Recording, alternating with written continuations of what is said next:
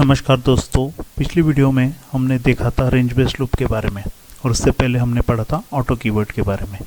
तो आज हम पढ़ेंगे लैम्ब्डा एक्सप्रेशंस के बारे में। ठीक है, देखिए लैम्ब्डा एक्सप्रेशंस पढ़ने से पहले मेरे ख्याल से आपको फंक्शन पॉइंटर्स और फंक्शन ऑब्जेक्ट्स ये पता होना ज़रूरी है।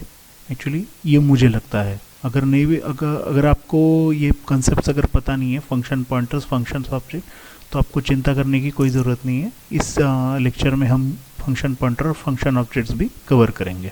ठीक है, उसके बाद हम देखेंगे लैम्ब्डा एक्सप्रेशंस के बारे में। तो चलिए हम देखते हैं पहले फंक्शन पॉइंटर्स। सबसे पहले तो हम इसका डेफिनेशन देख लेते हैं कि डेफिनेशन क्या है। देखिए, function pointers are pointers that point to the function rather than data. Okay, they allow us to store the address of function and call it indirectly through the pointer। चलिए इस definition को समझ लेते हैं हम विजुअल स्टूडियो कोड की से। देखिए यहाँ पे मैंने एक कोड बनाया है। ठीक है, देखिए मेन फंक्शन के अंदर मैंने एक इंटीजर बनाया है, int a is equal to 10। जैसे कि आप जानते हैं, अगर हमें इंटीजर पॉइंटर बनाना है तो हमें कुछ इस तरह से सिंटैक्स बनाना पड़ता है, int स्टार और फिर उसके बाद IPTR यानी ये पॉइंटर का नाम है। यहाँ पे आप पॉइंटर का नाम कुछ भी दे सकते हैं और is equal to ampersand of A यानी एड्रेस ऑफ वेरिएबल ए।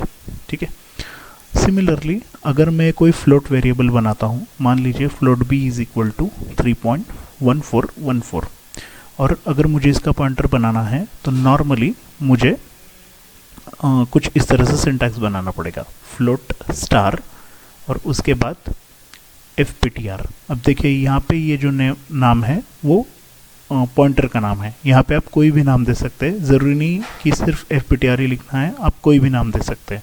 और is equal to ampersand of b यानी वेरिएबल बी जो है इसका एड्रेस ये स्टोर कर लेगा। तो इस तरह से आपको पता है कि प्रिमिटिव डेटा टाइप्स जो रहते हैं इनके पॉइंटर्स इस तरह से बनाए जाते हैं। लेकिन अगर हमें फंक्शन पॉइंटर बनाना है, मान लीजिए ये फंक्शन है, यहाँ पे आप ध्यान दीजिए, ये मैंने कुछ फंक्शन बनाया है वर्ड प्रिंट जो कि प्रिंट कर रहा है स्ट्रिंग हेलो वर्ल्ड। ठीक है, अगर मान लीजिए मुझे इसके लिए अगर कोई पॉइंटर बनाना है तो मुझे कुछ इस तरह से सिंटैक्स यूज़ करना पड़ेगा। देखिए यहाँ पे मैंने void यानी रिटर्न टाइप जो है, अभी देखिए प्रिंट फंक्शन का रिटर्न टाइप जो है वो void है, तो मैंने वो यहाँ पे void लिख दिया। अब इसके बाद आपको पॉइंटर का नाम लिखना है ब्रैकेट के अंदर विथ एस्टेरिक साइन यानी स्टार पॉइंटर नेम। अब यहाँ पे मैंने फंक्शन पॉइंटर का नाम दिया है funPTR, आप कुछ भी नाम दे सकते हैं आपके हिसाब से। और इसके बाद अगेन एक दूसरा ब्रैकेट, इसके अंदर ये जो फंक्शन का आर्ग्यूमेंट है, अभी यहाँ पे एक वर्ड आर्ग्यूमेंट है, मतलब कुछ भी नहीं है। ठीक है, तो यहाँ पे मैंने आर्ग्यूमेंट दे दिया वर्ड। अगर आप कुछ भी नहीं लिखेंगे तो भी चलेगा, इसमें मैं अगर ब्लैंक भी रखता हूँ तो भी चलेगा, क्योंकि यहाँ पे कोई आर्ग्यूमेंट ले ही नहीं रहा है। ठीक है, ये फंक्शन और इज इक्वल टू फंक्शन का नाम।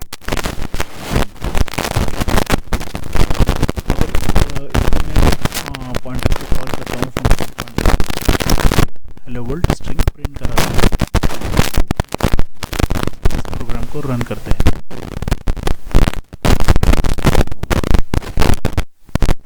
जैसे कि आप हेलो वर्ल्ड अच्छे से प्रिंट कर दिया है, यानी सिर्फ एक फंक्शन पॉइंटर की मदद से हमने ये फंक्शन कॉल किया।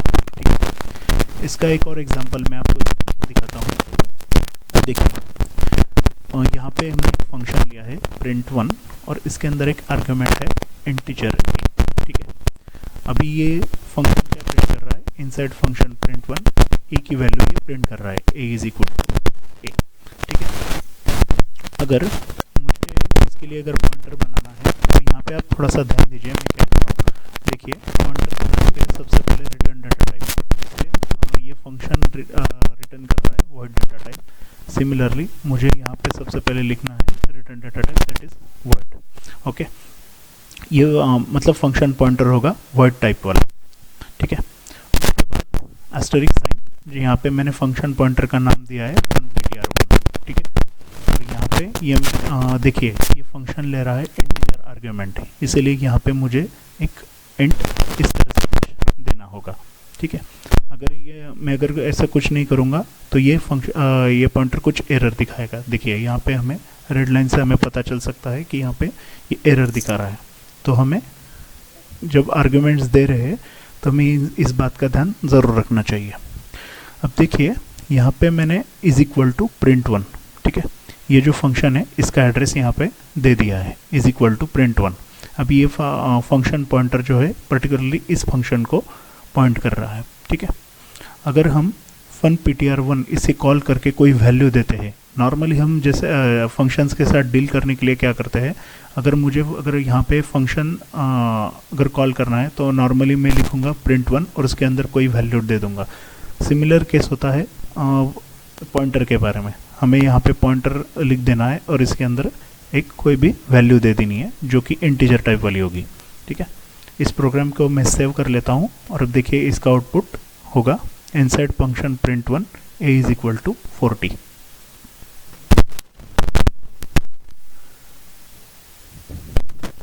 यहाँ पर देख सकते हैं आउटपुट सक्सेसफुली प्रिंट हो गया है inside function print is equal to 40, ठीक है। अब यहाँ पे मैं दूसरा फंक्शन बनाता हूँ, देखिए मैंने ऑलरेडी बना कर रखा है, इसको कमेंट आउट कर देते हैं। अब ये सिमिलर फंक्शन है वर्ड प्रिंट टू जो कि एक इंटीजर आर्ग्यूमेंट ले रहा है इंट x, और सिमिलरली इसके अंदर क्या हो रहा है हम देख लेते हैं। Inside function print two x plus equals to 100, यानी जो भी हम x वैल्यू देंगे इसको ये 100 से बढ़ाकर रिटर्न कर देगा।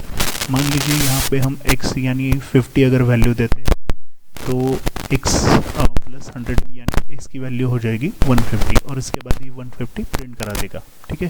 ये फंक्शन का काम है। अभी हम यहाँ पे देखेंगे क्या हमें इसके लिए अलग से पॉइंटर बनाने की ज़रूरत है इस फंक्शन के लिए, क्योंकि नहीं। देखिए यहाँ पे रिटर्न दोनों फंक्शन का टाइप जो है वर्ड बिल्कुल सेम है और जो भी आर्ग्यूमेंट्स ले रहा है इंटीजर a इंटीजर x वो भी बिल्कुल सेम है।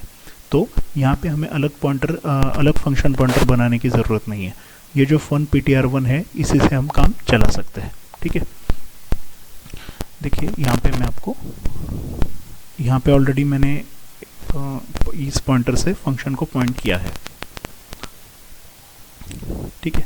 देखिए जो मैंने सिर्फ fun ptr1 is equal to print two सिर्फ इतना ही लिख दिया है। अब इसके अंदर जब भी मैं कोई वैल्यू कॉल करूँगा तो वो इस फंक्शन को कॉल करेगा, क्योंकि फिलहाल पॉइंटर जो पॉइंट कर रहा है वो इस फंक्शन को पॉइंट कर रहा है, ठीक है।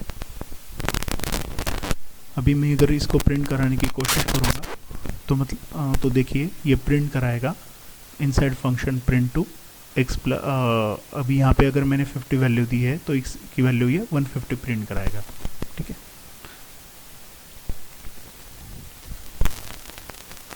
देखिए inside function print one is equal to 40, यानी फिलहाल इसके लिए वैल्यू प्रिंट करा रहा है। लेकिन जैसे मैं फंक्शन प्रिंट टू को पॉइंट कराता हूँ ptr1 से, तो देखिए यहाँ पे ये प्रिंट करा देगा 50 की जगह 150, क्योंकि यहाँ पे ये फंक्शन रन हो रहा है।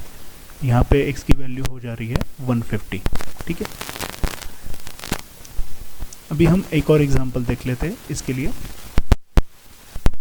देखिए यहाँ पे मैंने दो फंक्शन बनाए, इंट ऐड, ये जो इंटीजर इंट है ये रिटर्न डेटा टाइप है ऐड फंक्शन का, और यहाँ पे मैंने दो आर्ग्यूमेंट्स दिए हैं इंट x इंट y, ठीक है। और यहाँ पे मैं रिटर्न कर रहा हूँ x प्लस y इनका एडिशन, ठीक है। यहाँ पे मैंने दूसरा एक और फंक्शन बनाया है int product int x int y, और ये रिटर्न कर रहा है x और y इनका प्रोडक्ट, ठीक है।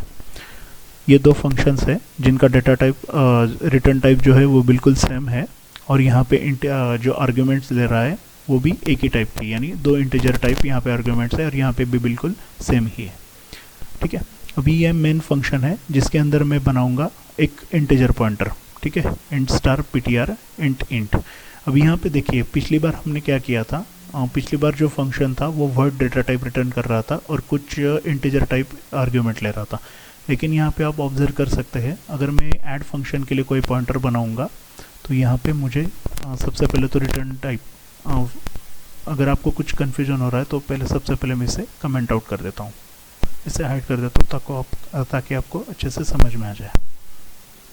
देखिए यहाँ पे मैंने ptr नाम का एक पॉइंटर बनाया है जो कि इंटीजर टाइप वाला है, क्योंकि यहाँ पे ये फंक्शन इंटीजर वैल्यू रिटर्न कर रहा है। ठीक है, और जहाँ पे जैसे हमने देखा है यहाँ पे दिए फंक्शन दो आर्ग्यूमेंट्स ले रहा है, इंटीजर टाइप एक्स वाई। ठीक है, और इक्वल्स टू ऐड। सिमिलर हमने सिंटैक्स फॉलो किया है, जस्ट यहाँ पे डिफरेंस यही है कि हमने यहाँ दो आर्ग्यूमेंट्स लिए हैं। पिछले फंक्शन में हमारे पास सिर्फ एक ही आर्ग्यूमेंट था।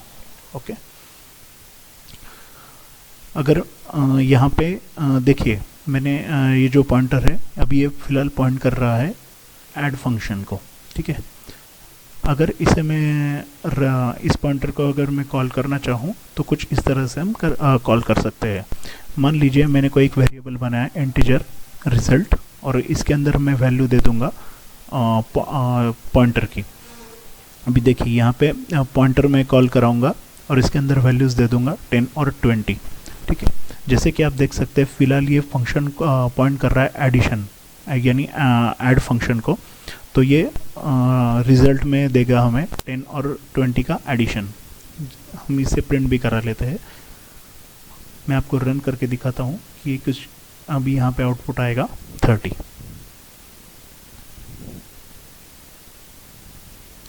यहाँ पे आप देख सकते हैं यहाँ पे 30 प्रिंट हो गया है, यानी 10 + 20 = 30। अभी मैं पॉइंटर से कॉल कराऊंगा प्रोडक्ट फंक्शन।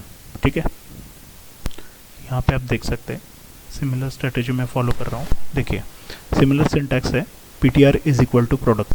पिछली बार हम कॉल कर रहे थे ऐड फंक्शन, इस बार मैं फंक्शन कॉल कर रहा हूँ प्रोडक्ट।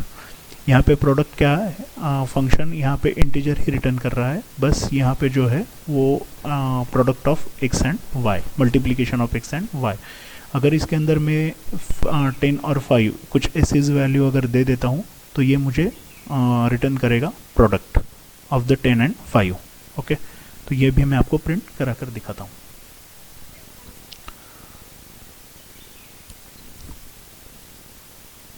देखिए यहाँ पे ये 30 जो है वो फर्स्ट जो रिज़ल्ट जो हमने प्रिंट करा था उसके लिए ये, लेकिन यहाँ पे आप 50 जो है ये देख सकते हैं, ये जो आउटपुट है वो ये आउटपुट है, यानी प्रोडक्ट ऑफ 10 एंड 5।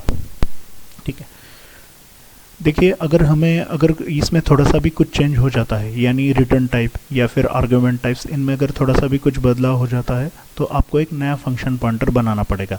जैसे कि मान लीजिए कि मैं यहाँ पे प्रोडक्ट कैलकुलेट कर रहा हूँ और यहाँ पे देखिए फर्स्ट आर्ग्यूमेंट है इंटीजर और सेकंड आर्ग्यूमेंट इसको मैं चेंज करा देता हूँ फ्लोट टाइप में। तो देखिए इंटेलिजेंस हमें एक एरर दिखाएगा यहाँ पे। देखिए ptr = प्रोडक्ट, यानी इस नॉर्मल हमने जो ये पॉइंटर बनाया है इंटीजर टाइप वाला तो इसको हम प्रोडक्ट से पॉइंट नहीं करा सकते, यानी इस पॉइंटर से हम प्रोडक्ट फंक्शन को कॉल नहीं करा सकते, क्योंकि जैसे यहाँ पे डेटा टाइप चेंज हुआ है हमें पॉइंटर भी अलग बनाना पड़ेगा।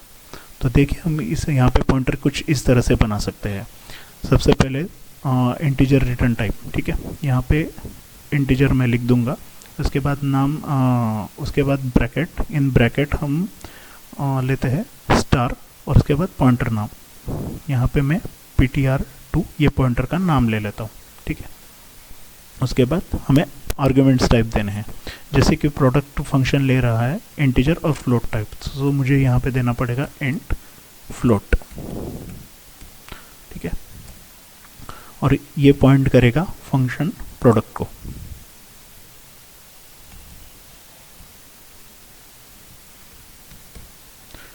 ठीक है, अब जैसे ही मैं नया पॉइंटर बनाता हूँ कुछ इस तरह से, आप देख सकते हैं इंटेलिजेंस में वो एरर अभी गायब हो गई है, क्योंकि मैंने अभी प्रॉपर आर्ग्यूमेंट के साथ ये फंक्शन बनाया है जो कि सही। देखिए यहाँ पे देख सकते हैं प्रोडक्ट का जो आर्ग्यूमेंट था इंट और फ्लोट, और यहाँ पे इंट और फ्लोट। ठीक है, अब हम इस पॉइंटर के साथ काम कर सकते हैं। अभी मुझे अगर फंक्शन कॉल कराना है प्रोडक्ट, तो मुझे सिंपल कोई भी आर्ग्यूमेंट देने पड़ेंगे, जैसे कि ptr2,